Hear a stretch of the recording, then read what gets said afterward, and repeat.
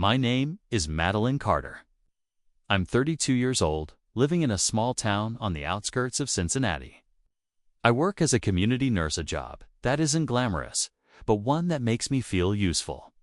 Every day, I go from house to house checking blood pressure for the elderly, giving vaccines to children, and performing routine health checks for patients who cannot afford hospital visits. That work makes me feel like I'm keeping the quiet heartbeat of this little community steady. But once I come home, every role falls away, leaving only the one that matters most. I am Daisy's mother. Daisy is 5 years old, with soft brown eyes like watered-down coffee and curls that tumble over her tiny shoulders. She is the only reason I can still smile after what happened 3 years ago. When my husband, Daniel, died in a car accident, my world collapsed. I thought I'd never be able to stand again. But then, a small hand reached out and pulled me from that abyss, the hand of Daisy. We live in a little cream-painted wooden house with a porch swing Daniel once built. Each evening after work, I sit there watching Daisy run around with her teddy bear, whom she named Muffin. Sometimes it feels like I'm living in an old film, where fragments of Daniel still linger everywhere. Our wedding photo on the wall, the mug he always drank coffee from, or the faint scent of pine wood from a cabinet he never finished. But life doesn't allow me to remain in memories forever. Daisy needs me alert, needs a home filled with laughter, not a mother drowning in tears. So together, we built new habits, little rhythms that made life gentler.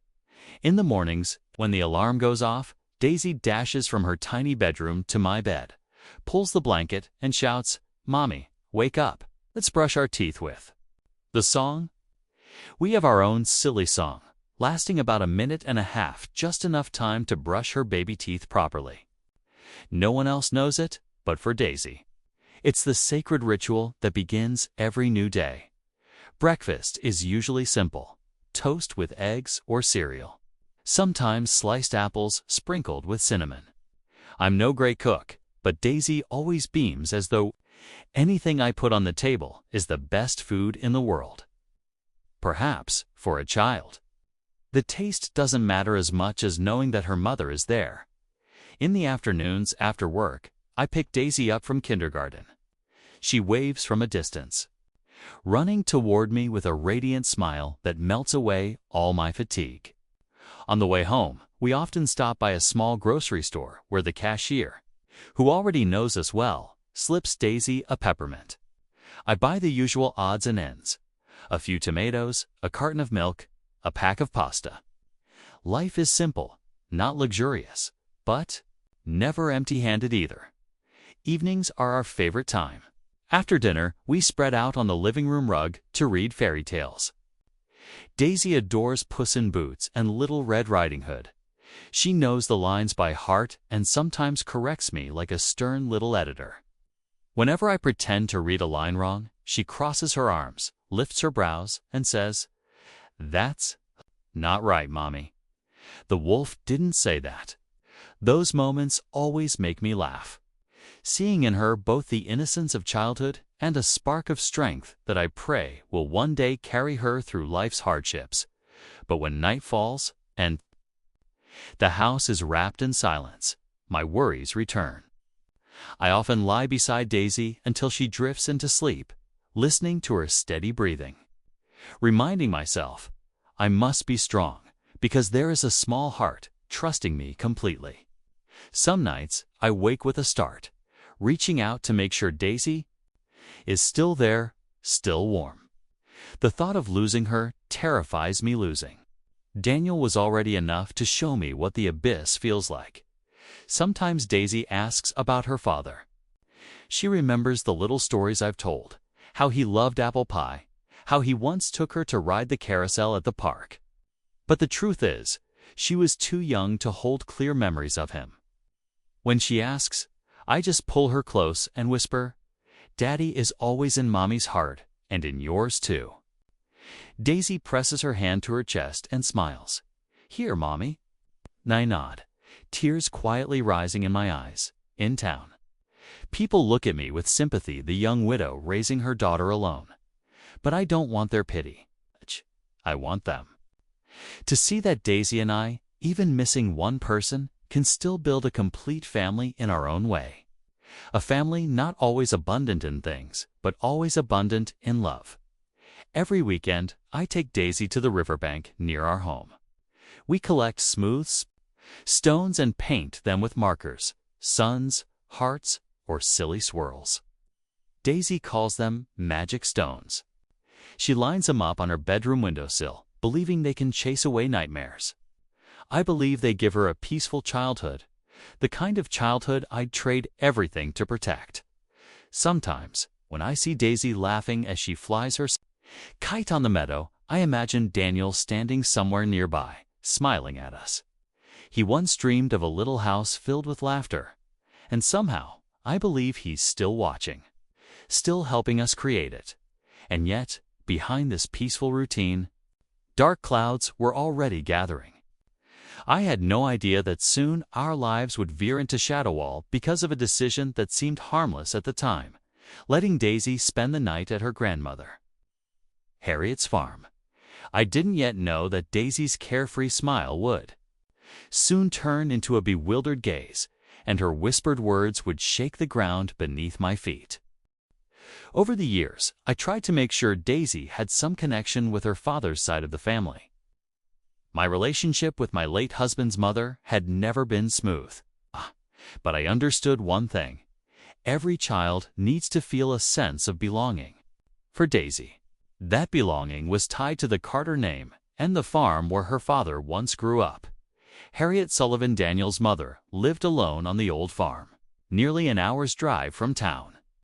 The red brick house stood in the middle of wide fields, its long porch draped with sagging ivy. Beside it, the barn and stables carried the smell of earth and hay, a distinct scent that always felt foreign to me whenever I visited. Harriet had never been an easy person to approach. From the day Daniel and I married, she kept her distance. She never yelled or insulted me outright, but her sharp glances and half-finished remarks always made me feel I was never good enough for her son. The look she gave me at Daniel's funeral is something I will never forget, a flicker of reproach, of blame, as though his death somehow lay at my feet. Because of that, every visit with Daisy filled me with tension. I kept our trips brief, an afternoon here, a holiday there. I would pack snacks, bring along comic books to keep Daisy entertained, and set a firm time to pick her up before dark. I never wanted her to stay too long. Perhaps my caution came from unease more than evidence. Harriet never mistreated Daisy. She was never harsh or unkind. But she was never warm either. The hugs, the praise, the soft kisses on the forehead, things most children receive from their grandmother, Daisy never knew them. Each time I saw Harriet standing on the porch with arms crossed, silently watching Daisy play in the yard without the faintest smile, my chest tightened. I often wondered if I was too sensitive, too critical of her. But then I remembered how Daniel used to sigh when he spoke of his mother. He never openly criticized her, but there was always a distance in his voice. I suspected there had always been a hollow space between them, one he never wanted me to touch, and yet I still brought Daisy there, because Harriet was, after all, her grandmother. I didn't want to cut that bond completely, only to have Daisy grow up one day and accuse me of keeping her from her roots. I wanted her to have the choice to hold her own memories. The routine was always the same. When we arrived, Harriet opened the door with an expression void of joy or sorrow. She rarely addressed me, her eyes fixed on Daisy before muttering curtly, "Come here." Daisy, innocent as always, would rush forward, eager to show her a drawing or hold up a plastic doll. But her enthusiasm always wilted under Harriet's faint nods, the lack of the excitement a child longs for. Once Daisy tugged at her grandmother's sleeve and chirped, "Grandma, will you play blocks with me?" Harriet simply sat down and replied flatly, "You play, I'll watch." Stood by, watching Daisy's bright eyes dim for a moment. But then she sat down on the rug, building alone, laughing softly to herself. Children have a way of filling emotional gaps on their own. On days I was too busy and had to leave Daisy for an afternoon, I sat in my car, restless. I didn't fear that Harriet would harm her, but I feared something else, that my daughter would grow up inside that cold silence. I knew what that felt like. My own childhood had been short on affection, and that was exactly why I wanted Daisy never to feel abandoned. Still, Daisy never complained. Each time I asked, "Did you have fun at Grandma's?" she shrugged and said, "Grandma doesn't talk much. She has a big tin full of cookies." For a child, perhaps a cookie can make up for silence. Watching Daisy crunch happily, I never knew whether to smile or ache inside. Time passed, and I began to accept that Harriet would never be the soft, gentle grandmother I had hoped for. Yet I convinced myself, at least she was family. She might not show it, but surely she loved her granddaughter in her own way. Perhaps she simply didn't know how to express it. I told myself this over and over again. Then one day, my workplace announced a 2-day, 1-night medical training session in a nearby city. Attendance was encouraged. It would cover crucial updates on a new vaccination program. I hesitated because if I went, I would need someone to keep Daisy overnight. My younger sister was away on vacation in California. My parents lived in Florida, too far to come quickly. I sat for hours at the kitchen table, calendar open, running through every possibility. In the end, only one option remained. Harriet. The thought made my chest tighten. Daisy had never stayed overnight there before, but I knew I couldn't keep avoiding it forever. If I didn't go, I would miss an important opportunity for my work. And maybe, just maybe, it was time Daisy tried it once. That evening, I called Harriet. Her voice came slow and raspy on the line. "Hello." I drew a deep breath. "I was wondering if you could keep Daisy overnight this weekend. I have a training session." There was silence long enough that I thought she might refuse. Then Harriet spoke, in a tone I had never heard before. "So you're finally letting her stay. Good, I'll take care of it." Her words didn't comfort me. They quickened my heartbeat.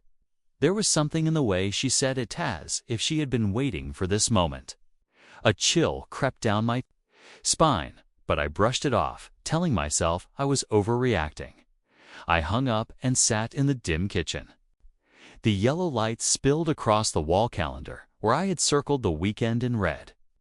In the living room, Daisy sat on the rug with Muffin, humming softly. Watching her, I felt a rising unease. It had no name, but it was as sharp as the wind rattling the window panes. I didn't know then that what seemed like a simple decision would mark the beginning of the darkest chapter of my life. That morning, Daisy woke earlier than usual. She bustled around the house, her little yellow rain boots thudding against the wooden floor. I tried to keep my voice cheerful as I packed her clothes and belongings.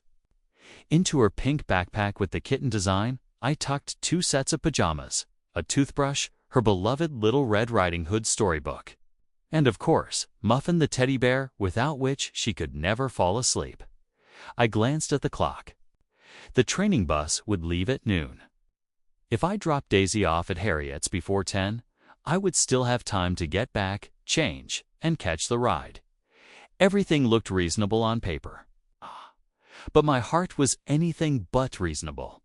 Each time I caught sight of that pink backpack resting on the chair, unease pressed against my chest like a small, heavy stone. "Mommy, I get to sleep with Grandma tonight." Daisy looked up at me with her round face, her eyes sparkling. "I'll read her a story." I forced a smile, smoothing her soft brown curls. "Yes, sweetheart. Be good, okay? Mommy's only gone for 1 night. I'll be back in the morning." Daisy nodded, but hugged Muffin tighter, as if reassuring herself. I saw it, though I said nothing. The road to Harriet's farm wound through tall fields of corn, the stalks towering above the car. It was August, the sky a hard, flawless blue, the sunlight beating down on the asphalt until it shimmered. Inside the car, Daisy hummed our silly toothbrushing song, her little legs swinging non-stop. I tried to keep our chatter light, but inside, my stomach was in knots when we turned down the gravel drive. Harriet's red brick house came into view, standing silent in the wide, open land. The curtains were drawn, making the house seem colder. Still, Harriet waited on the porch, arms folded, her expression unreadable. "Good morning, Mother," I called as I opened the car door. "I brought Daisy."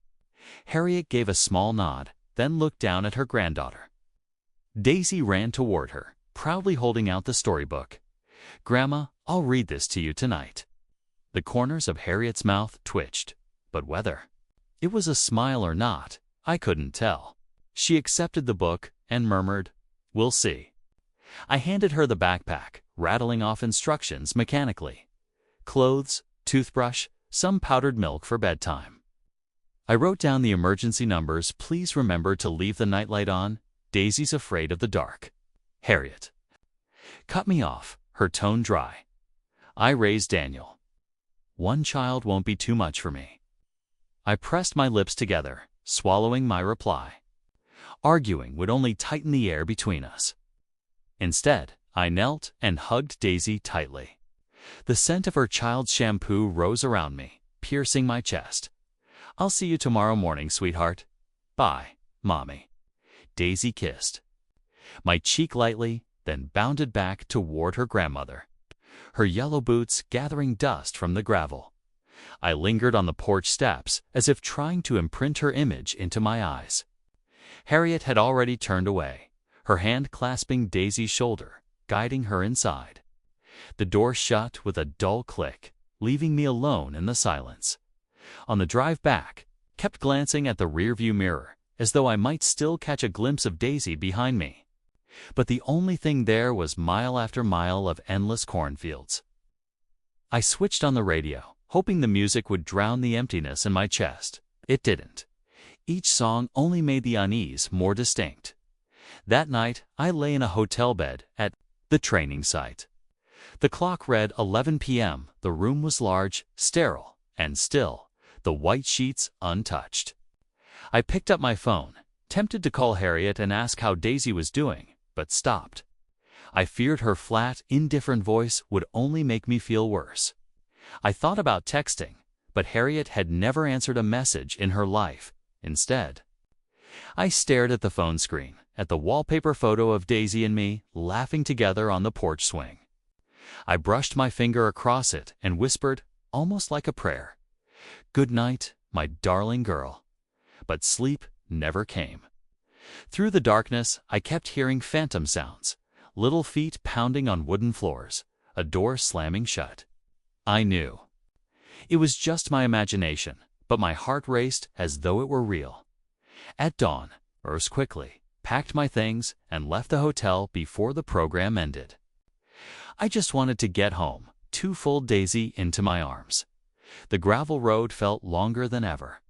When I finally pulled up at the farm, the house was strangely still. No giggles of a child rushing out to greet me. No bright brown eyes peeking from behind the curtains.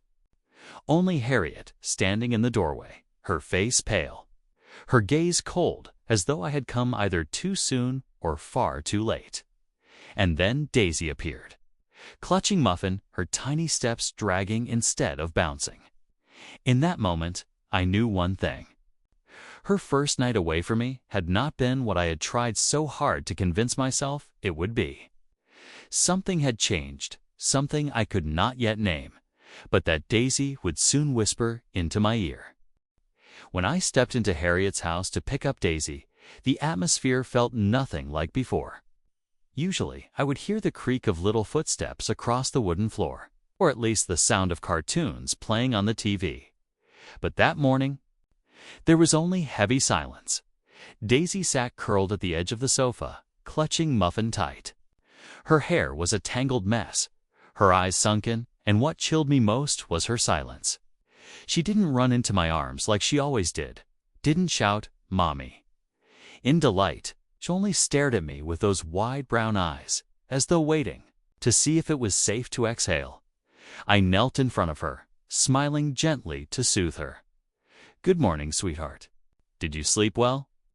Daisy nodded, but the movement was faint, almost reluctant. When I reached out to smooth her tangled hair, she flinched just for an instant, but enough for me to feel it. Her tiny body was strung tight, as though she had spent the whole night fighting some invisible battle. Harriet stood in the doorway of the living room, arms crossed, her face gaunt. She spoke in her hoarse, even tone. "She's just tired. Played too much, stayed up late. Don't worry." I pressed my lips together, choosing not to reply. Something was wrong, but I didn't yet have words to name it. Instead of arguing, I quickly gathered Daisy's things, forced a polite smile in Harriet's direction, and led my daughter out to the car. Once the car door shut, I exhaled in relief, but Daisy remained silent, her gaze fixed on the window. I started the engine and tried to sound cheerful. "Tell me what fun things happened last night. Did Grandma read you the story?" A long pause stretched between us. Then Daisy turned her face toward me and whispered, barely audible, as though afraid even the wind might overhear. "Mommy, Grandma said, I can't tell you what I saw in the basement." My blood froze. My heart pounded as I glanced at her. "Sweetheart, what did you see?" Daisy's eyes shimmered, her lashes trembling. She looked down, clutching Muffin tighter, and finally breathed out. "There was a girl down there. She was crying, said her arm hurt. Grandma told me she wasn't real," she said. "I wasn't supposed to look, wasn't supposed to tell." I went numb. My whole body tingled with cold. "Are you sure? Not a doll, not a picture?" I asked, my voice hoarse, forcing myself to stay calm. Daisy shook her head, lips trembling. She wore dirty pajamas. Her hair was messy. Face was sad. I saw her shivering. She said she was cold. Grandma shut the door and yelled at me for peeking. I gripped the steering wheel until my knuckles whitened. I'd heard stories of children imagining invisible friends, but Daisy's words were too vivid, too specific, too filled with pain and fear. They didn't sound like imagination. They sounded like memory. That night, after bringing Daisy home, I texted Clara, my closest friend since college, now a child psychologist. When I told her, her voice sharpened instantly. "Maddie, children can imagine things, yes? But they don't invent details like that, not details about pain, about fear. Daisy saw something real, and you need to act." I sat frozen in the kitchen, staring at my phone. The thought was unthinkable, terrifying. Harriet could be cold, yes, distant, but locking a child in her basement. My heart refused to believe it, but my reason could not ignore it. Back in the living room, Daisy was on the rug, hosting a tea party for Muffin with plastic cups. She looked up at me, trying to smile, but her eyes were still clouded with worry. I pulled her into my arms and whispered, "Thank you for telling me, sweetheart. You are so brave." Daisy leaned her head on my shoulder and trembled. And I understood. No matter what the truth was, her fear was real. And I could not allow it to be brushed aside. Later, after putting Daisy to bed, I sat alone in the dark. The nightlight cast pale golden streaks on the wall. I listened to her steady breathing and thought of Harriet's words that morning. "She's just tired." They echoed in my head, cold and hollow. I realized I had two choices: dismiss it as a child's dream, or believe Daisy believed she had seen something she never should have. Only one choice could keep another child safe. My phone buzzed. A message from Clara. "If you believe her, call the police." Don't wait. I sat frozen for another moment, then finally dialed. My voice shook as I told the operator, "I'm Not sure if this is an emergency, but my daughter just told me she saw a little girl locked in the basement at her grandmother's house. Please, we need help." There was silence on the line for a few seconds, then a firm reply. "We'll send a unit right away. Stay where you are and keep your phone on." I lowered the phone, my chest a storm of emotions. Fear because if. Daisy was right. We were facing something horrific. But also resolve because at least I had chosen not to ignore it. I had chosen to believe her. That night, I lay beside Daisy, listening to her breathing. Even in sleep, her little brow furrowed, and sometimes she whimpered softly. I tucked the blanket around her and whispered, "I promise I won't let anyone scare you again." But in my heart, I knew Daisy's whisper wasn't just a child's fear. It was the doorway into a larger, darker secret one I was about to face. From that moment on, my unease had become an unshakable dread. The next morning, as sunlight flickered through the window, Daisy sat at the table, breaking her toast into tiny pieces without ever lifting them to her mouth. I sat across from her, pouring milk, my eyes fixed on her little face. To anyone else, she looked calm in the way only children can, but in her eyes I saw something heavy pressing down. I drew a breath and placed the glass of milk in front of her sweetheart. "Yesterday you told me about the basement. Can you tell me a little more?" Daisy looked up, hesitation shining in her brown eyes. She clutched Muffin tightly to her chest, seeking shelter. Her voice was so soft I had to lean closer to hear. "Grandma said if I told you, then you wouldn't love me anymore." Duh. Words pierced straight through me.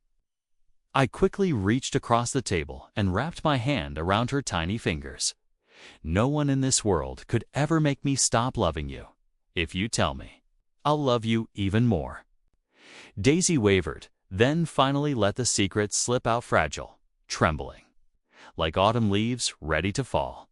In the basement, there was a girl, bigger than me. She was sitting in the corner, holding her arm and crying. Her arm had a red mark, like it hurt. She said she was cold. She said she wanted to go home. But Grandma shut the door, locked it, and told me she wasn't real. She looked at me and said, "If I told you, you'd be sad and you'd leave me." My breath caught. My hands trembled, but I kept them clasped around Daisy's, letting her know she was not alone. "You saw clearly?" I asked, my voice hoarse.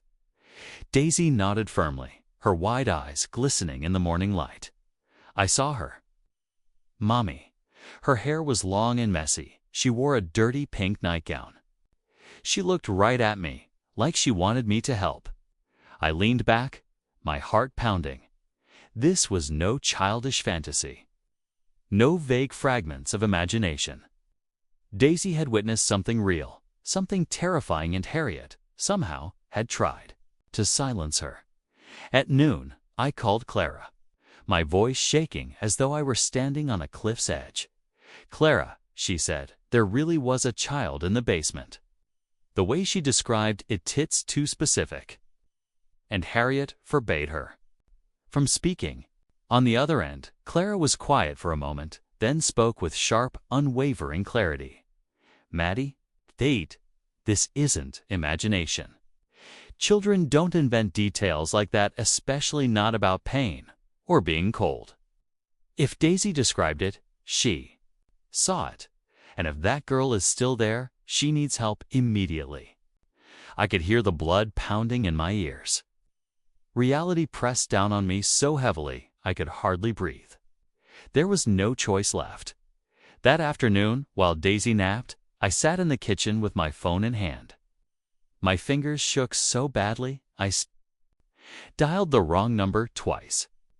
Finally, I connected with the local police dispatcher. 911, what's your emergency?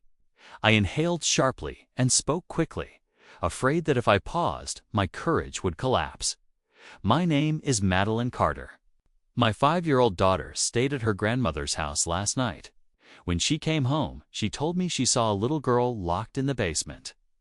She said the girl was crying, injured, begging to go home. And her grandmother told her not to say anything. I don't know what's going on, but I'm afraid it's real. There was silence for a few seconds. Then the dispatcher replied firmly, "We're sending a patrol unit right away. Please stay calm and remain at your residence. If your daughter remembers anything else, write it down." I nodded instinctively, tears spilling unchecked down my cheeks. I set the phone down, my hands still trembling violently. Yet inside the fear, a seed of determination burned. I had done the right thing. I believed Daisy. That evening, I sat beside Daisy as she prepared for bed. She seemed calmer, though. Muffin never left her arms. I stroked her curls and whispered, "Sweetheart, you were very brave today. Because of you, another little girl might be saved." Daisy lifted her head and whispered back, "But I'm scared, Mommy. Grandma will be angry at me." I held her close, my voice steady. "She may be angry, but I will never be angry. With you, I will always believe you." Daisy buried her face against my shoulder, gave a tiny nod, and for the first time in 2 days, I felt her sigh in relief. That night, as the house grew still, I sat alone at the kitchen table, the yellow lamp casting long shadows on the tiles. In my mind, I saw the image Daisy had described: a girl with tangled hair, a soiled pink nightgown, and desperate eyes pleading for help. I imagined her shivering in the cold dark, waiting for someone to believe, waiting for someone to open the door. And I understood Daisy's whisper wasn't just idle words. It was a warning bell, a key unlocking a truth I could no longer ignore. I lifted my gaze to the window, where darkness cloaked our small neighborhood. My heart still quivered with fear, but within it burned a new flame, the flame of a mother, ready to walk into any darkness if it meant protecting her child and others like her. From the moment Daisy whispered that secret into my ear, I knew the fragile peace we had built was forever changed. After my first call to the dispatcher, I sat frozen at the kitchen table. The yellow bulb overhead cast a narrow circle of light, making the silence feel even heavier. Daisy was asleep in her room, her steady breathing drifting out like a heartbeat. I clung too, but my own heart would not settle. It pounded hard, reminding me there was no way back. I knew it would take time for the police to reach Harriet's farm. Her house lay far from town, at the end of a lonely gravel road, surrounded only by forest and cornfields. If Daisy was right, if another child was trapped in that basement, then every minute of my hesitation meant danger. That thought made it nearly impossible to breathe. I called Clara, my best friend from college, the only anchor I had left. As soon as I heard her voice, the tears came, and I poured out everything Daisy had whispered.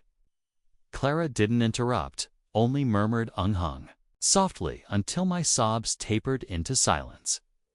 "Maddie," she said at last, calm but firm, "you did the right thing calling the police. But there's one more thing. You need to make sure Daisy is safe. Don't take her near that farm again. You can come to my place or I'll come to yours. Either way, you cannot be alone." I nodded instinctively, even though she couldn't see me. The certainty in her voice steadied me, lending me a fragment of courage.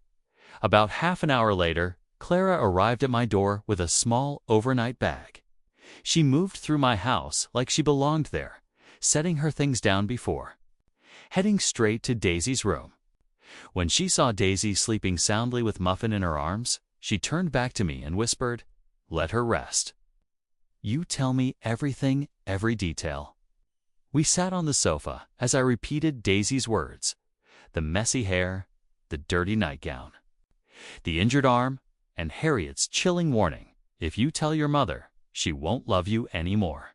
At that, Clara's brow furrowed, her expression darkening. That's not a child scolding. That's how abusers keep victims silent. I buried my face in my hands, a chill racing down my spine. Clara laid a steady hand on my shoulder.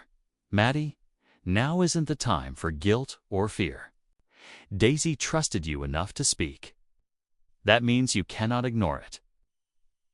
When Clara stepped into the kitchen to get water, I sat alone and remembered Daniel. Years ago, he had told me his mother was complicated. He never gave specifics, only said she believes strange things. She reads those cheap tabloids full of conspiracies. I hadn't taken him seriously. I assumed it was just the quirks of a lonely old woman. But now, Daisy's words and Harriet's empty stare from that morning blended into one dark picture.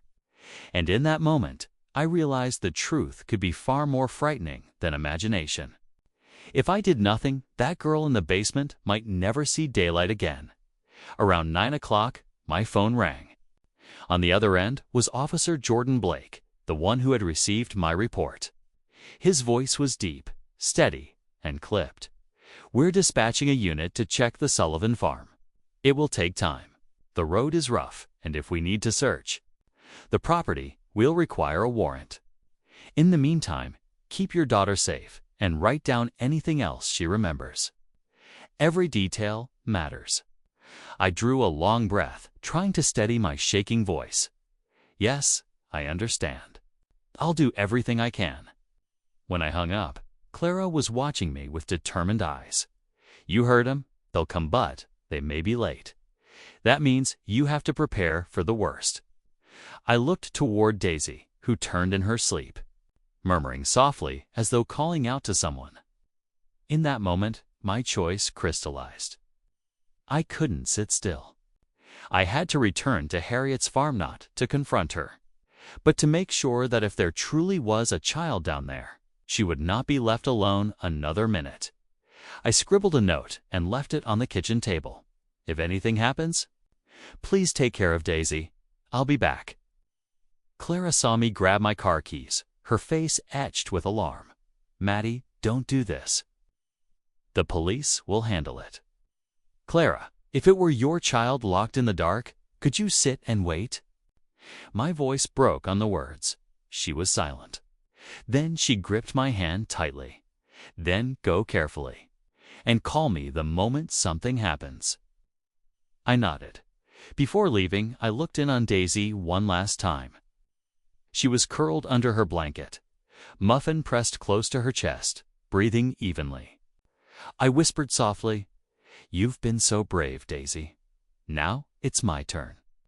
The door shut behind me, sealing in the warm yellow light. Outside, night stretched thick and endless. I stepped into it, knowing that each footstep carried me closer to the truth and closer to a danger I had never imagined. But I no longer wavered. The decision was made. I would return to Harriet's farm. I would open the door she kept locked. And I would not come back empty-handed. The gravel road leading to Harriet's farm was pitch black. My old car's headlights cut through the towering rows of corn, casting shifting shadows that seemed to move on their own. My hands gripped the steering wheel until my knuckles turned, white palms slick with sweat. I kept asking myself if I was insane going back to a house my daughter had just told me held a terrifying secret in its basement. But every time Daisy's whisper replayed in my head, there was a girl crying. My foot pressed harder on the gas. By the time I arrived, it was nearly 10 o'clock at night. The red brick house loomed in the darkness, its windows sealed. No light, no sound. Harriet's car still sat in the drive, its tires coated with dust. I killed the engine and sat still for a few seconds, listening to the pounding of my heart. When I stepped out, the gravel crunched loudly beneath my shoes, each step echoing across the emptiness. As I reached the porch, the door suddenly swung open. Harriet stood there tall, thin, her silver hair twisted in a loose knot, a heavy sweater draped over her shoulders. Her eyes gleamed in the weak glow of the porch bulb, cold and suspicious. "What are you doing here at this hour?" Harriet's voice was sharp, like a blade. I forced a smile, trying to sound casual, as if my reason were nothing unusual. "I'm sorry to bother you, but Daisy thinks she left Muffin's little red dress here. She calls it the picnic dress. She can't sleep without it." I just wanted to grab it quickly. Harriet didn't move. She squinted at me for a long moment before speaking slowly. "I cleaned everything. Didn't see it.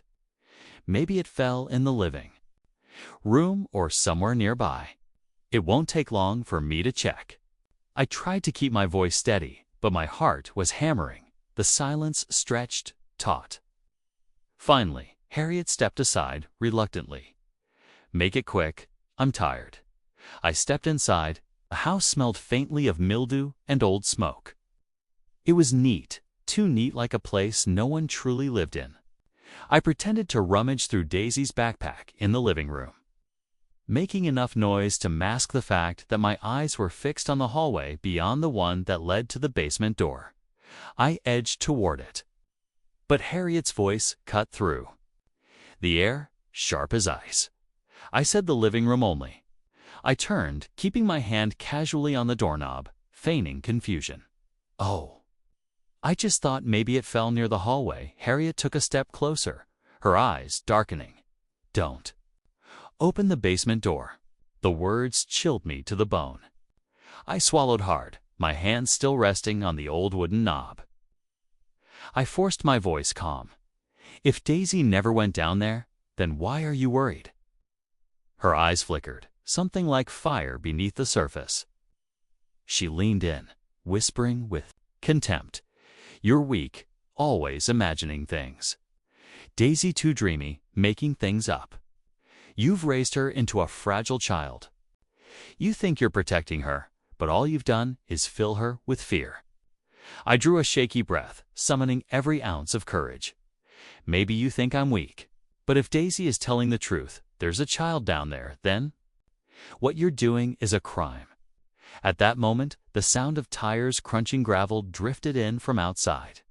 Red and blue lights flickered across the walls. I heard the distinct slam of car doors. Harriet spun toward the noise, her face flashing with panic. I seized the moment, gripping the doorknob and twisting hard. It didn't budge locked. Harriet lunged toward me, but before she could reach, the front door burst open. 2 officers stepped inside, led by a tall, broad-shouldered man, Officer Jordan Blake. "What's going on here?" Jordan demanded, his eyes sweeping the room. I pointed straight at the basement door, my voice trembling but firm. She wouldn't let me open it. "My daughter said she saw a child down there." Harriet's face drained of color, but she quickly lifted her chin, her voice defiant. "You have no warrant. This is my house." Jordan's gaze locked on her, steady and unyielding. "We have a report of a child being held here. It gives us the right to check." Harriet hesitated, then swung her glare back at me, her eyes sharp as knives. Her voice dripped with venom. "You've ruined everything. You'll never understand. You're nothing but a coward afraid of your own shadow." My voice shook, but my words rang clear. "Maybe I am afraid, but I won't look away. If there's a child down there, I won't let her spend another night in the dark." The room froze, the air thick with tension. Then Jordan gave a signal. 1 officer stepped forward, pulling a set of keys from Harriet's coat pocket. Harriet thrashed and shouted, but the other officer held her firmly. The metallic click of the lock echoed as it turned. The door creaked open, releasing a draft of cold, damp air that sent shivers across my skin. The darkness at the top of the stairs seemed to swallow the room whole. Jordan aimed his flashlight downward. The beam swept across stained cement walls. I held my breath, my pulse hammering, eyes fixed on the yawning black below, and then from the basement came a thin, trembling sound. A child's sob. My entire body went rigid.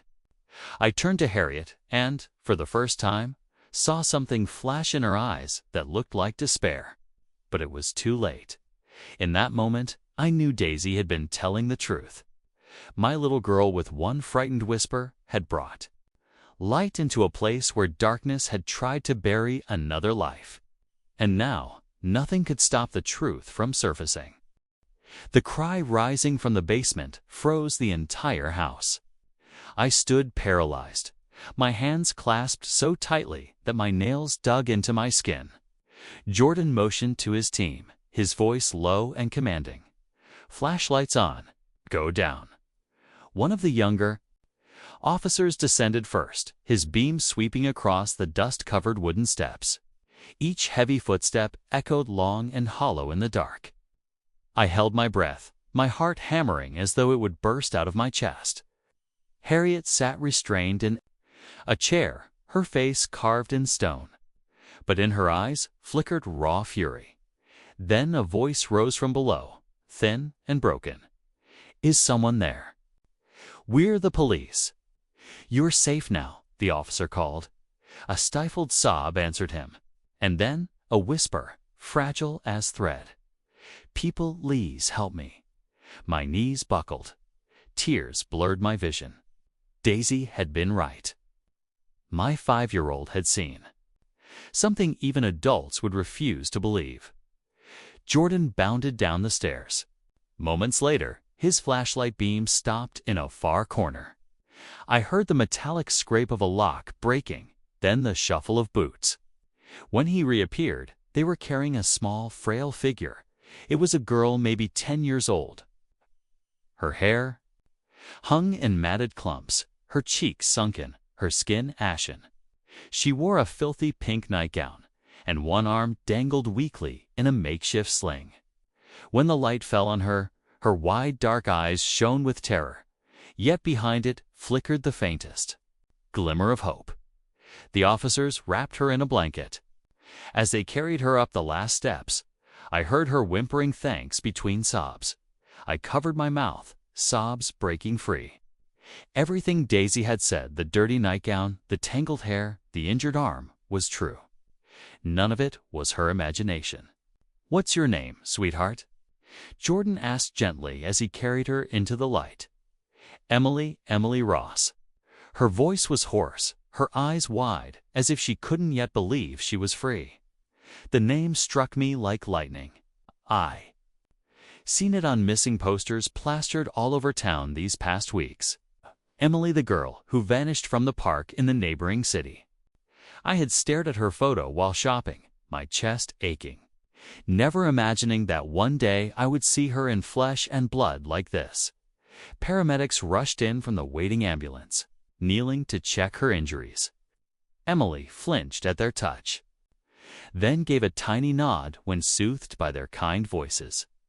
Jordan turned, his gaze hard as steel as it landed on Harriet. "Mrs. Sullivan, you're under arrest for the unlawful confinement of a minor. You have the right to remain silent." Harriet did not resist. She lifted her chin, her face unreadable. Even as the cuffs locked around her wrists, she sat rigid, as if defiance itself kept her upright. And then she smiled faintly, whispering words that chilled my blood. "I was only protecting her." "You don't understand.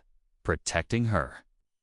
Locking a child in a basement with an untreated injury, calling that protection." My stomach churned as she was escorted out. I stood trembling, a storm of emotions raging inside me. Harriet, the grandmother I had once forced myself to tolerate for Daisy's sake, was revealed for what she truly was: dangerous, fanatical, consumed by delusions strong enough to ruin a child's life. When Harriet was gone, I turned to Emily. She sat swaddled in blankets on the medic stretcher, her eyes darting nervously around the room before they landed on me. For a heartbeat, my world stopped. Her eyes uncertain, pleading, trembling, were the same as Daisy's whenever fear overtook her. I managed a small, gentle smile. "You're safe now. No one will hurt you again." Emily blinked, her lips parting as if to speak, then buried her face in the blanket. Jordan approached, resting a steady hand on my shoulder. "If not for your daughter, we might never have found her. This place is too remote." Daisy saved a life tonight. My throat tightened, tears flooding again. Yes, my little girl, with nothing but innocence and courage, had brought light into darkness. As the ambulance pulled away, red lights flashing. Into the distance, I stood on the porch, breathing in the damp night air. Relief washed over me, but mingled with grief. Emily had been saved, but Daisy's grandmother was no longer simply a stern, distant figure. She had become a villain in Daisy's childhood memory. I knew my daughter could never set foot here again. Closing my eyes, saw Daisy's face as she whispered in the car. Grandma said, "I can't tell Mommy." If I had dismissed her words as fantasy, Emily would still be trapped in that basement another week. Another month, perhaps forever. My unease had been answered, but it brought no easy comfort. Instead, it carved a lesson deep into me. Sometimes, the most terrifying truths come from the smallest voices, and our job as adults is not to silence them, but to listen. As the police cars drove off, I stepped down the porch steps, turning once to look back at the red brick house. The basement door still hung ajar, its darkness gaping like a bottomless pit. I knew it would haunt me for a long time. But more than that, I knew one thing clearly. Daisy had become an unexpected hero. I walked back to my car, whispering a promise. To myself, "You saved a life, Daisy, and I will always believe you." In the days following the rescue, our small town could no longer hold on to its quiet calm. News of a missing child discovered in the basement of a widowed old woman's house spread like wildfire. Local papers, then statewide media, carried the story. On the front page of the morning edition, a photo of Harriet in handcuffs was printed side by side with the old missing poster of Emily Ross. Even reading it, I couldn't believe it. The woman who had been part of my life for years, the woman I still called Grandma Harriet for Daisy's sake, was now branded by the community as a kidnapper at a press conference. Officer Jordan Blake confirmed Emily had been kept in a small room hidden behind a false wall in the basement.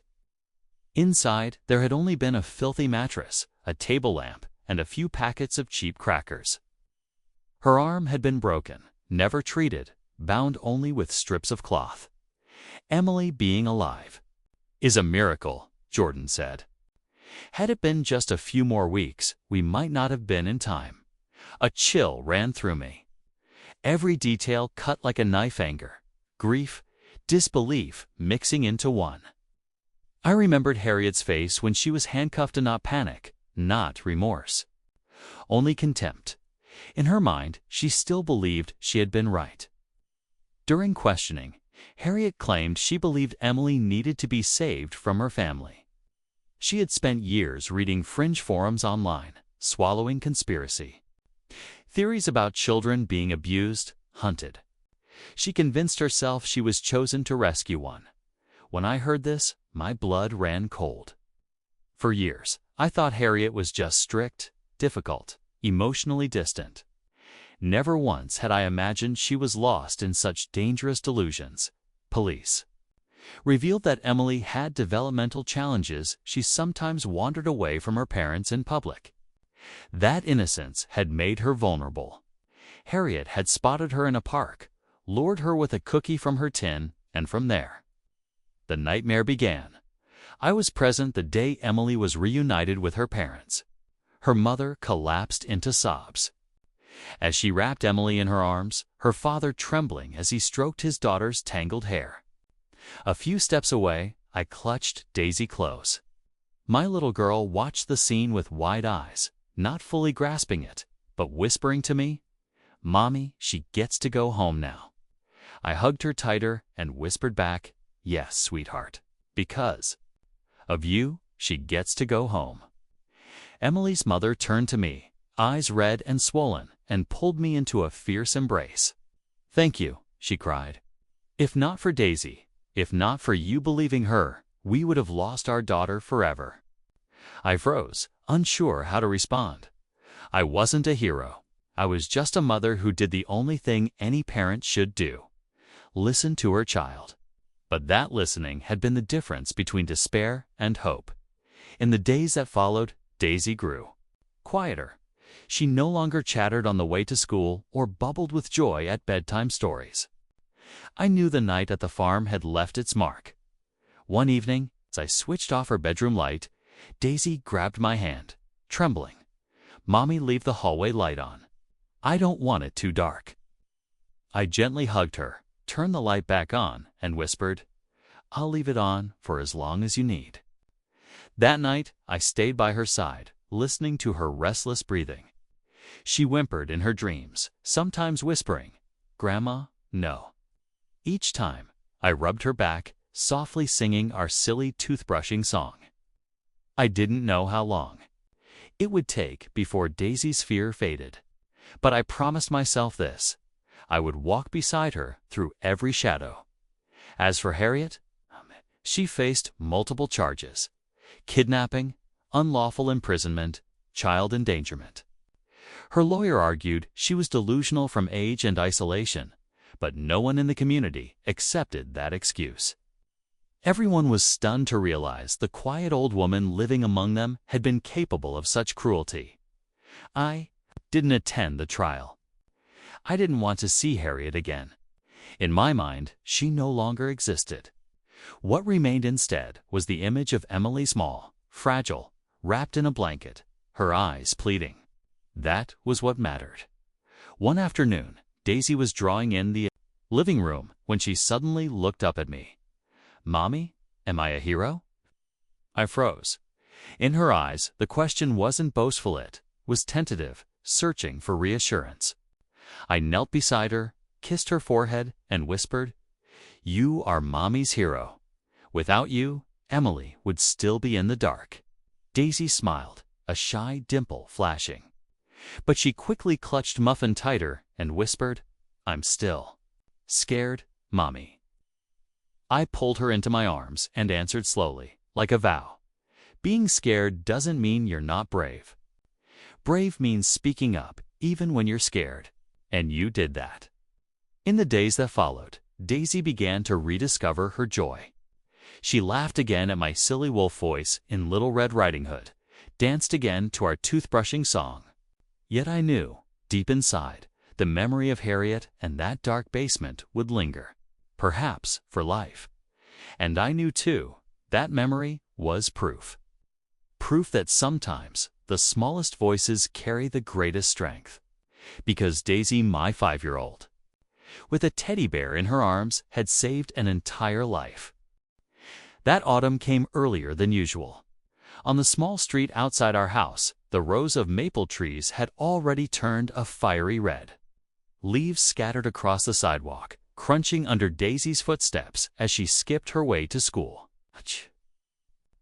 Morning, after dropping her off, I lingered for a moment, watching her blend into her classmates, listening to her bright laughter ring through the playground.